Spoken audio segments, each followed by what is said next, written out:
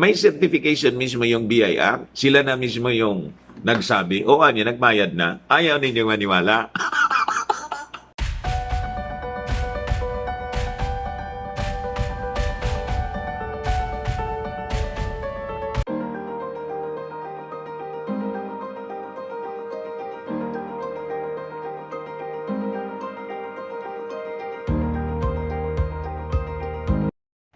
Hello po mga kababayan, kumusta po kayo? Pag-usapan po natin itong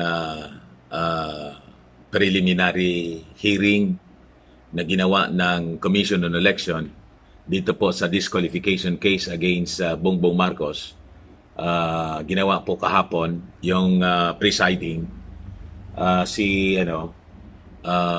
Commissioner Rowena Guanzon. And as we know, si Bongbong Marcos, mga kababayan, hindi nakapag-appear personally. It is because of the, medical condition niya ngayon. Na-expose siya sa dalawang nag-plus-plus. Kasi, di ba, sinara yung headquarters niya. Sinara muna because of yung around 30 personnel doon, volunteers, nag-plus-plus. And dalawa doon, na-expose siya. And masama yung pakiramdam ni Bongbong Marcos based doon sa kanyang medical certificate na isinabmit doon sa Commission on Election kahapon, na subject din, mga kababayan, sa controversy. Siyempre, yung mga dilawan, hindi maniniwala. Normal yon. O ngayon, ito naman, mga kababayan, yung salita na ng argumento, questioning about the settlement ng buwis in the fines. Di ba yung akusasyon? Di man na niya nagbayad. Yan ang sabi ng kampo ng mga petitioners, sabi ng abogado ni Bongbong Marcos. Ang aking kliyentian niya, si Bongbong Marcos settled tax fines not in court, kundi sa BIR. Ayaw nilang maniwala, mga kababayan. And then so, basahin natin itong balita ngayon. A lawyer for former Senator Ferdinand Bongbong Marcos told the COMELEC on Friday that the former senator did not settle his unpaid taxes in fines with the Quezon City Court, which convicted him in 1995 of tax evasion, an admission that could jeopardize his candidacy for president in the May 9 general elections. Marcos Jr. is the standard bearer of Partido Federal ng Pilipinas. And at the preliminary hearing of 3 petitions questioning the candidacy of the son and namesake of dictator Ferdinand Marcos, laging may dictator. Inquirer na Pag-inquirer po ang nagbabalita, laging may dictator.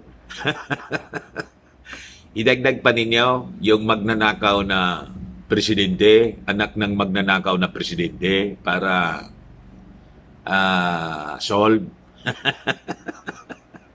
Yun man lang. Lubos-lubosin na ninyo, diktador, magnanakaw na presidente, o anak si Bongbong Marcos. Ayos? Tingnan natin kung may epekto sa mga botante.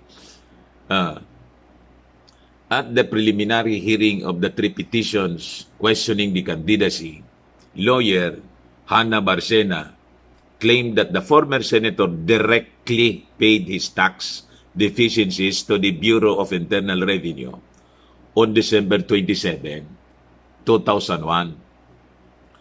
Barcena, however, sabi dito sa balita, could not present the receipt issued by the BIR after COMELEC Commissioner Rowena Guanzon, who presided over the proceedings, asked for proof of payment.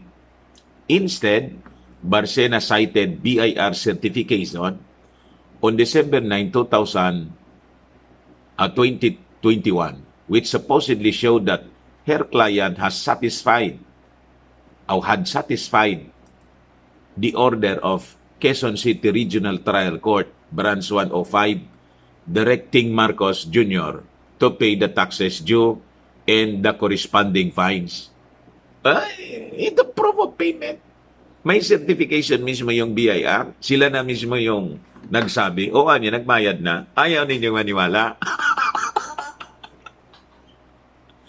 Hindi yan, kailangan yung resibo. Ang resibo, land bank receipt. Di ba? Ayaw nila.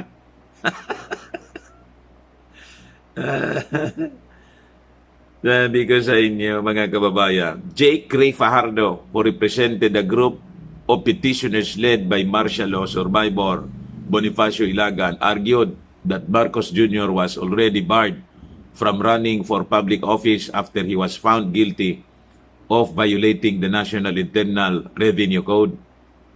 Sabi dito sa balita, Section 253 of the law states that a government official who violates the tax code would be dismissed from the public service and perpetually disqualified from holding any public office, to vote and to participate in any election, sabi po niya. Ito na, mga kababayan. Tinanong ngayon ni Guanzon, ano yung proof ninyo that he did not pay the fine and unpaid taxes? Inano ngayon ni Commissioner Guanzon, si Attorney Pardo, yung petitioner. The lawyer cited the December 2021 certification daw by the Quezon City RTC that Marcos Jr. had not satisfied its order to pay all his taxes, all his tax deficiencies in surcharges. Sagot, mga kababayan, ng abogado ng petitioner. Pero sabi po naman ng kampo ni Bongbong Marcos through Attorney Barcena, nasa na yun? That her client made the payment through the state-owned Land Bank of the Philippines, but she did not have a copy of the receipt from the BIR.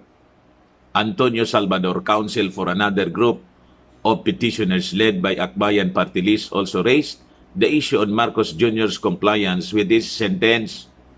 Turning to Barcena, Guanzon asked, your client did not pay the fines with the court. Do you admit? Sabi ng abogado ni Bongbong Marcos, yes, Your Honor. The payment was made directly to the BIR. There was a payment made. Hindi man sa korte binayaran. Sa BIR kasi, tax nga.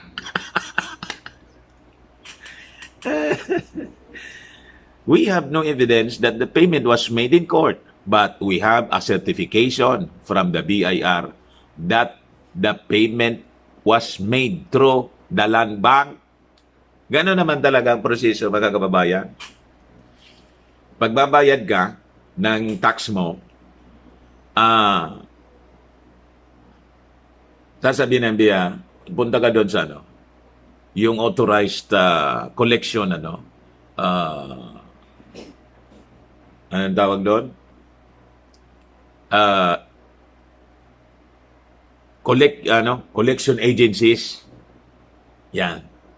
Sa land bank niya authorized namin na direkta na doon sa account ng BIR sa land bank. Iba ganon? May iba pang mga bangko authorized by BIR. She said they would look for the receipt in the records. Guanzon directed to her to submit copies of it as part of his documentary evidence.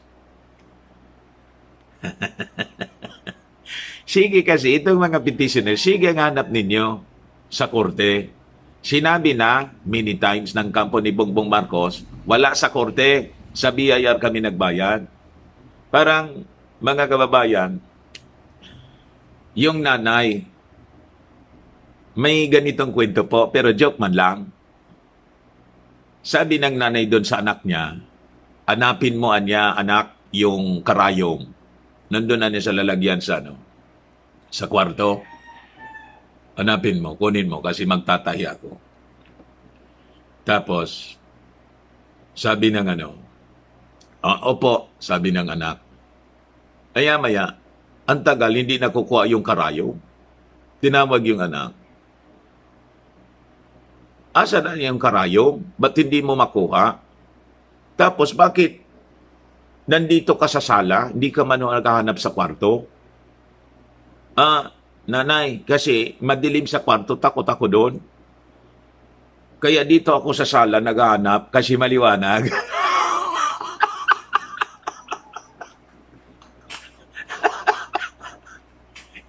Ganon itong mga kampon, mga kampon ng mga dilawan. Tinuturo sa inyo, wala sa korte. Sa biyaya kami nagbayad kasi doon talaga dapat magbayad. Buwis kasi. Yan lang yung mga tao ito. Gumagawa lang sila ng problema. Ito, long battle for integrity, sabi dito. Ilagan spokesperson for campaign against the return of Marcoses and martial law. Kita ninyo? Ang intention talaga nila, hindi man yung hanapin yung totoo. Ang intention nila, mga kaban, this group, sworn enemy of the Marcoses is to, tawag doon, to bar the Marcoses from returning to power. Especially, itong top position bilang Pangulo. Karma. Campaign against the return of Marcoses in martial law. Karma.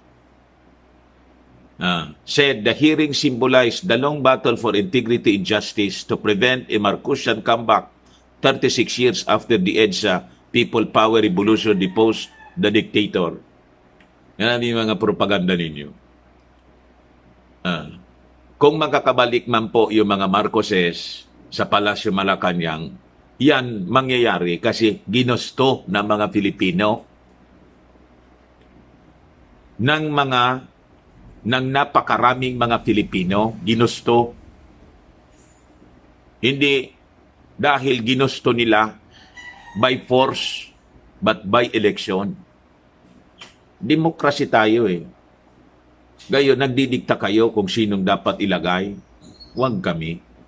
Ilagan said Karma, a coalition of martial law victims would continue to keep guard and fight tooth and nail in the courts or in the streets to resist Marcos restoration and a Duterte extension. Do it! Ano man ang problema?